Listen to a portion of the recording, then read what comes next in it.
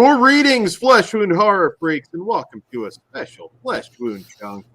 I'm Daniel Shine, joined by the Predator, Todd Loya. Good evening.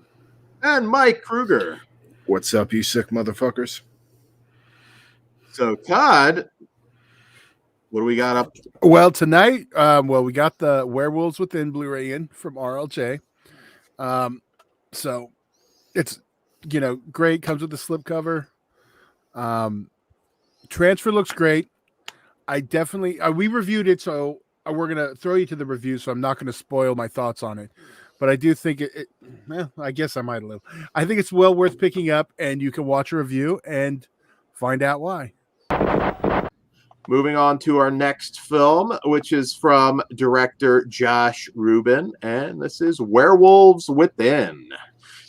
So in Werewolves Within, when a killer terrorized the snowed-in residents of a small town, it falls to the new forest ranger to find out who or what lurks among them in this hilarious horror whodunit. All right, Kruger. Based on a video game, which I have never played the fucking video game. I've not. Yeah, I mean, I've seen like a trailer. Is it like a computer game or? No, I think it's on PS4. I'm not sure. I've seen it. I've seen like just a trailer for it. I mean, it's a Ubisoft game, so it probably is on consoles. Okay. Yeah, it doesn't feel like a video game movie at all. Yeah, no, not really. All right, so fuck it. I'll go first. I think this cast was really good. A lot of familiar faces, and the acting was also pretty well done. Nice to see the T-Mobile girl for some reason in this fucking movie, but I'm all for her. The characters were over the top and kind of funny in their own quirky ways. That being said, though, a lot of the comedy didn't work for me after the second half of the film. I felt like it kind of fizzled out after the first 45 minutes or so, and from there I just found myself laughing less and less. The story, it starts off pretty fun, especially when we're learning about each character in the town, and then we get this whodunit storyline going on. But by the end, I was kind of left really unsatisfied with what we got. There's some twists that are decently done, but I wanted something more in the final conflict, and it's probably because it built to all this one scene where it had this practical makeup I didn't care for at all, and overall, I mean, it's an above average film, but I just didn't really love it. I think it could have been a lot better in more than one area.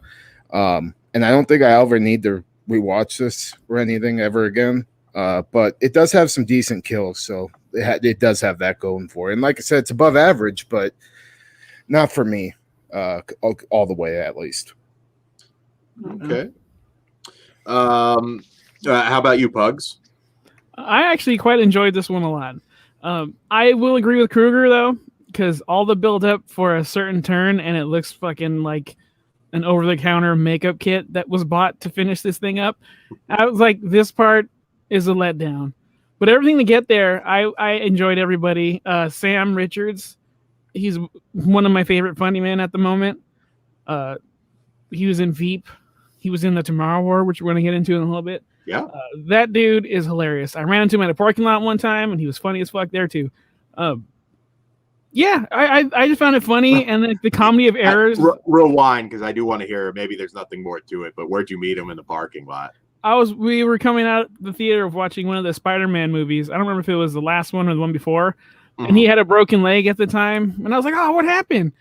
And he heard it at the gym or whatever, and then I told him my favorite line from Veep. It's about 9/11, how you never forget. And he's like, "Oh shit, I forgot." Fucking killed me. But yeah, he's a real nice guy. The movie, he's my favorite part of the whole thing for a damn good reason. He's just a gem. T-Mobile girl, 2 thumbs up, way up. Bravo to you.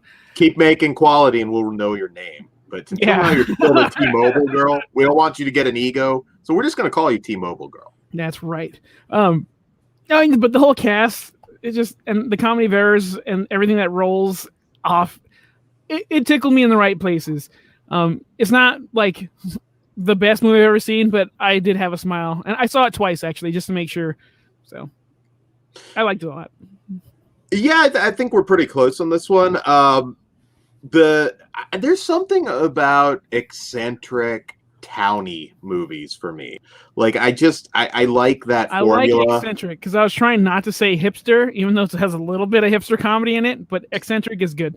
Good call. Yeah, just something about like really remote small towns and the quirky people that you meet.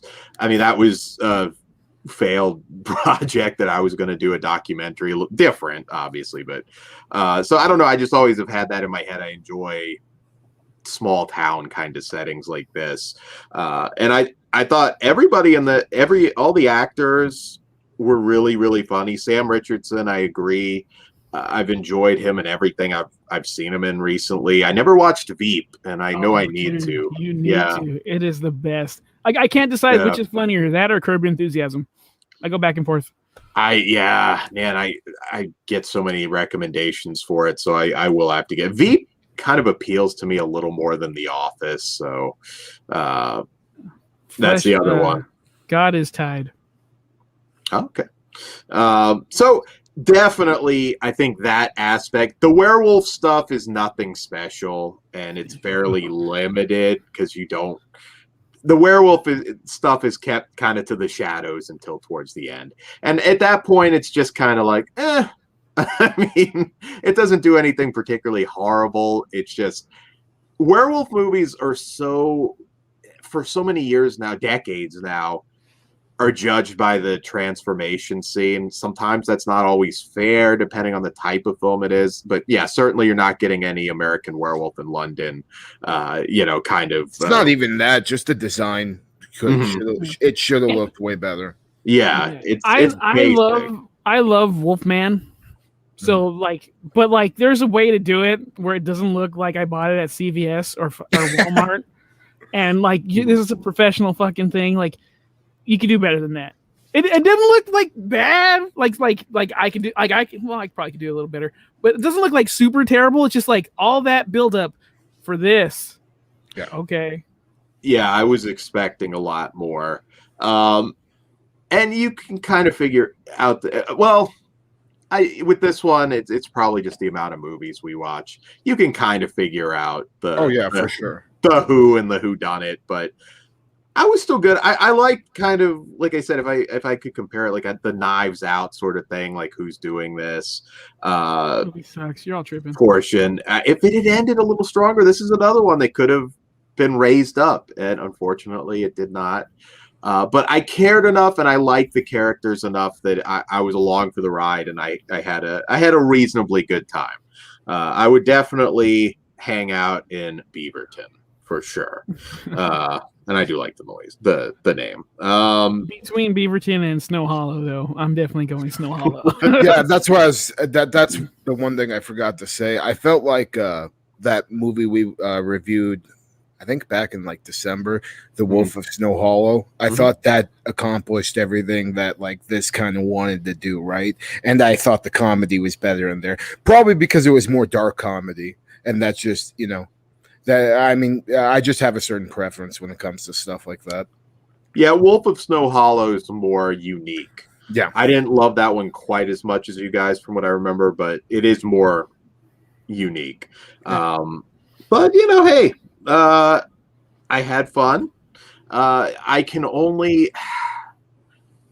give this one a 3. It could have gone much higher if it had ended with a little more pizzazz. It didn't, but I don't know. Maybe we'll see more from these characters. It's possible. And God says 3.5 out of 5. He enjoyed it. There you go. What say you, Pugs? I am a 4. I actually really liked it, even with the dud ending. I like Sam. So, what you, Kruger? I'm actually a 3 out of 5 as well. Because it was getting me at sometimes, and like I said, there are some solid kills. It's just I wanted a lot more than what I got in the end. But 3 out of 5, definitely above average though, and I can see why people like it. Just not my type of comedy. In the beginning I was in, but then I felt it fizzle out towards the middle of the movie, and I'm like, all right, this isn't funny anymore for me. But yeah. Yeah, So- fantastic cast though. It Yep. did a great job on that. Yeah, more from T-Mobile girl.